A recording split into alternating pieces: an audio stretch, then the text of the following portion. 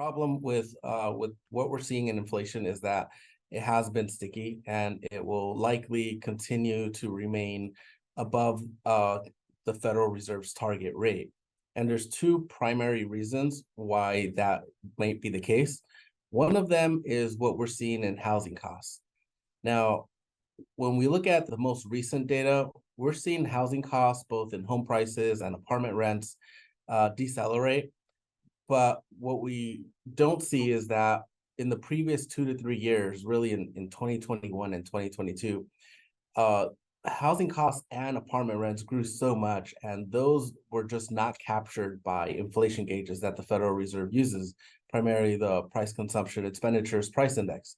So when you look at those figures, those suggest that the shelter component of inflation will continue to register high figures, and it'll make it seem like inflation is still growing above a rate that the Federal Reserve will be comfortable with. Now, another reason that we may continue to see high inflation growth is because much more of inflation has shifted over to the core services sector.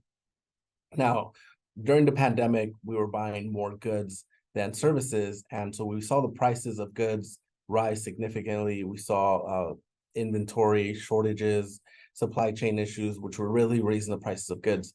That has subsided now, which is good, but on more of inflation now is shifting over to the services sector, which tends to be stickier.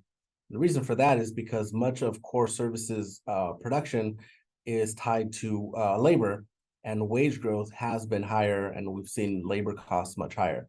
So while that component may start to subside in the next 12 months, it's going to slow down slower than what we've seen on the goods sector. So now when you add both factors, one where we have the housing component adding to inflation, and then second where we have core services, bringing more of a sticky inflation, there's a large reason why we can expect the Fed to continue to be cautious, possibly raise rates again later in 2023. Either way, whether it does or doesn't, I think the main takeaway is that over the next 12 months, we should expect to remain in this higher interest rate environment.